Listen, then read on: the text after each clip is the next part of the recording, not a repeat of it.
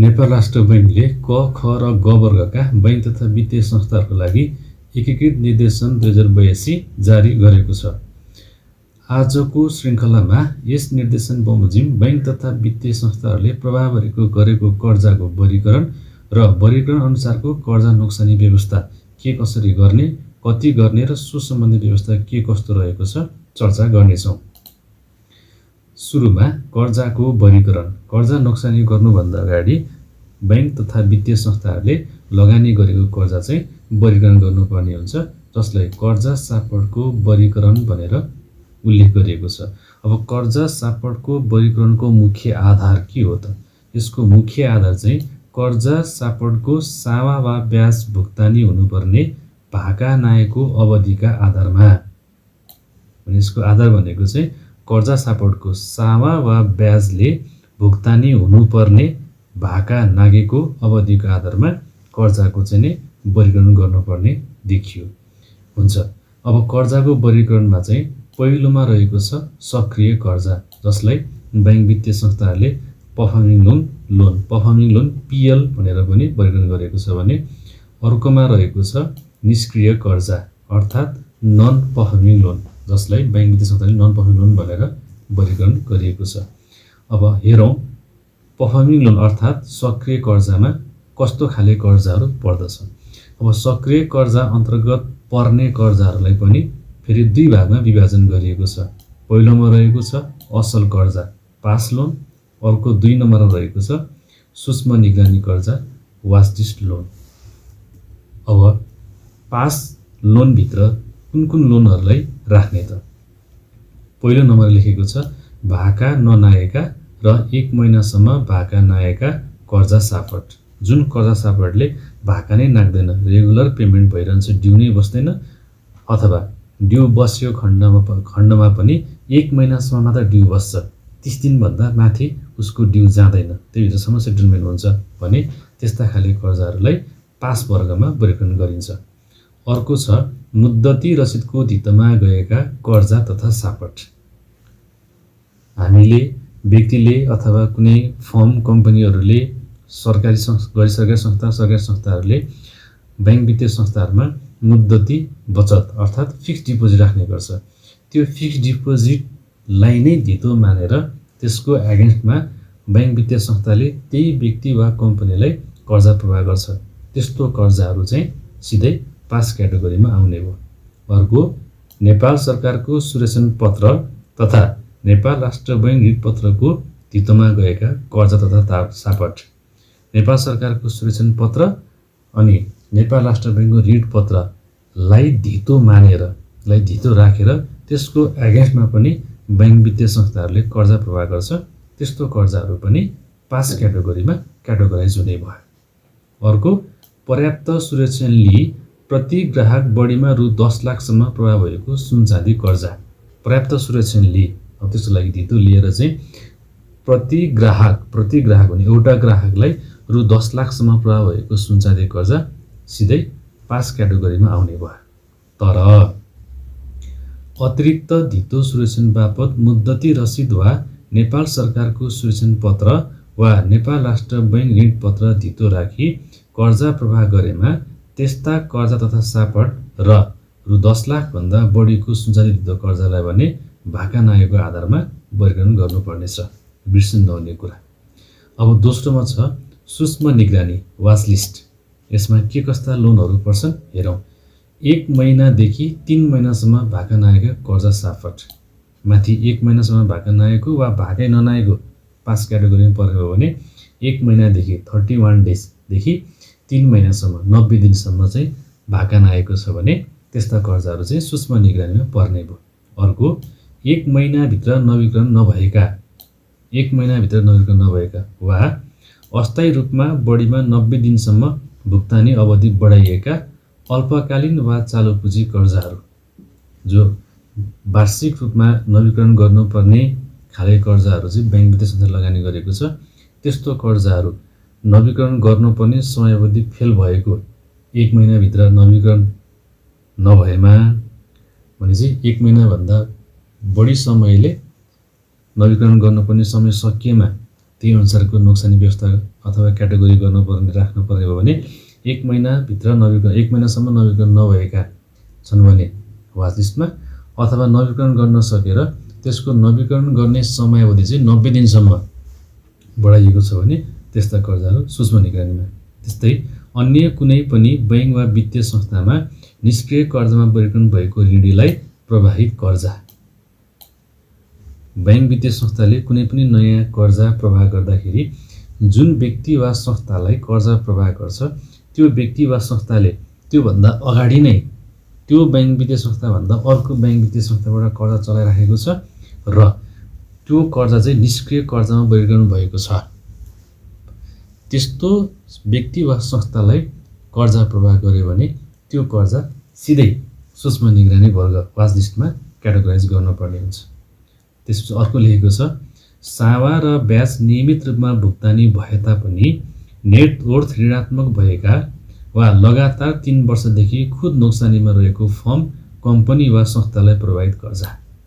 कुनै फर्म कम्पनीलाई चाहिँ लोन प्रोभाइड गर्नुभएको छ, उसले सावा र ब्याज पनि नियमित रूपमा तिरेको छ, तर हरेक वर्ष उसले ब्यालेन्स सिट बैंक वित्तीय संस्थालाई उपलब्ध गराउँदाखेरि त्यो ब्यालेन्स सिटमा चाहिँ नेटवर्थ सधैँ नेगेटिभमा भएको अथवा 3 वर्षदेखि खुद नोक्सानीमा नेट लसमा रहेको फर्म वा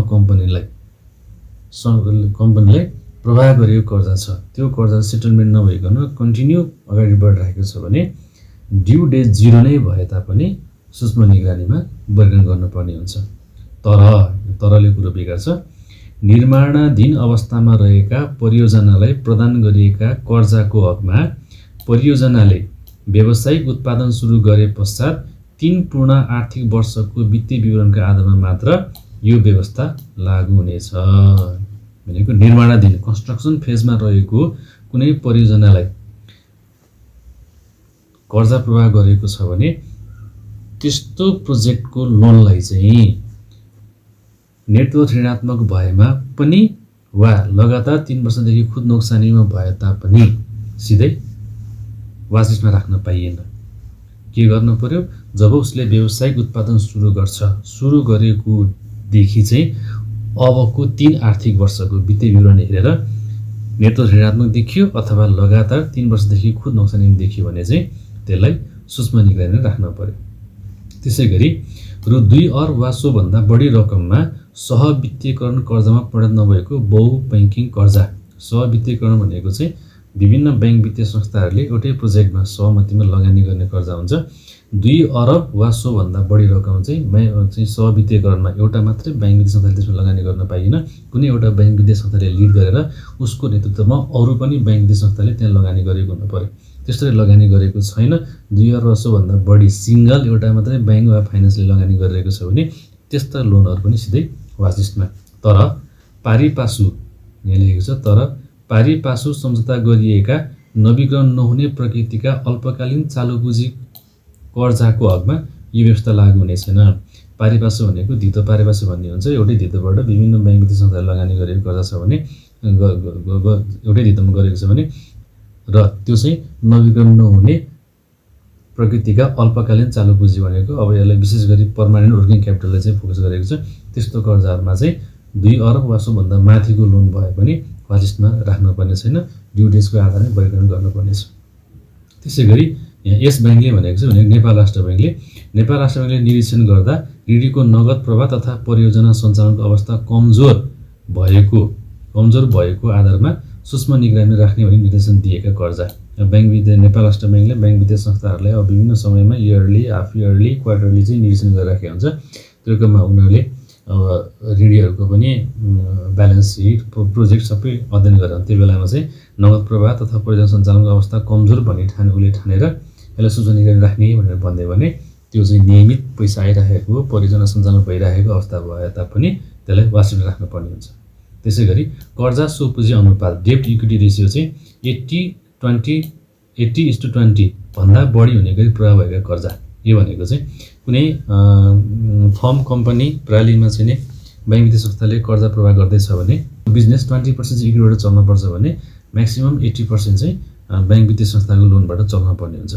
त्योभन्दा बढी भन्न खोजेको जस्तै 80 ठाउँमा 90, 10 भइदियो, भने त्यस्तो खाले कर्जाहरू चाहिँ सिधै वाचिन राख्नु पर्यो। यस प्रयोजनका लागि सम्पत्तिको पुनर्मूल्याङ्कन गर्दा कुनै पनि फर्म, कम्पनी वा संस्थाले सम्पत्ति पुनर्मूल्याङ्कन सम्बन्धी लेखामान मापदण्डको पूर्ण पालनाका आधारमा सृजित सम्पत्ति मात्र सो पुँजीमा गणना गर्न पाउनेछ। यो इक्विटी क्याल्कुलेसनको चाहिँ पार्ट भयो है।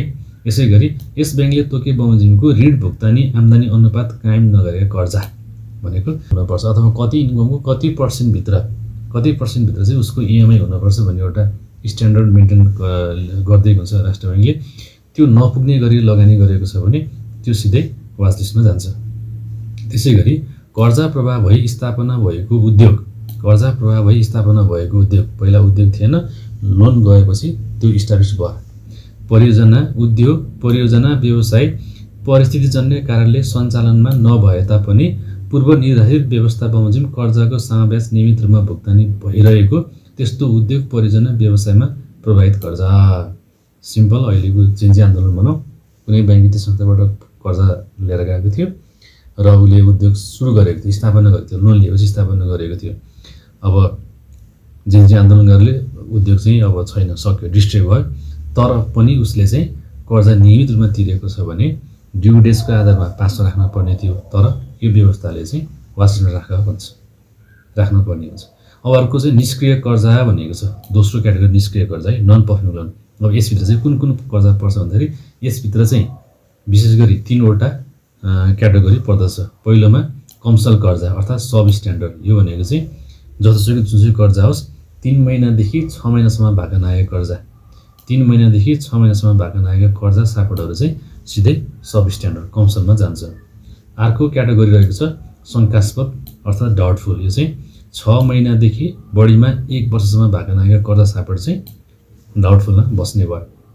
त्यसै गरी खराब कर्जा लस, यो चाहिँ 1 वर्षभन्दा बढी अवधिले भाका नआएका कर्जा तथा सापटहरू चाहिँ लसमा हुने भयो। अब यो बुधा 8 बमोजिम पुनर्तालिका प्रदर्शन गरेका थप व्यवस्थाहरू होला। अब यो नोक्सानी चाहिँ कति गर्नुपर्ने छ यहाँ तल अन्तिममा देखेको छ। यसलाई एकचोटि हेरौँ ल। कर्जा नोक्सानी बापत यहाँनिर छ 9 नम्बरमै कर्जा नोक्सानी बापत कायम गर्नुपर्ने व्यवस्था लोन लस कति गर्नुपर्ने छ।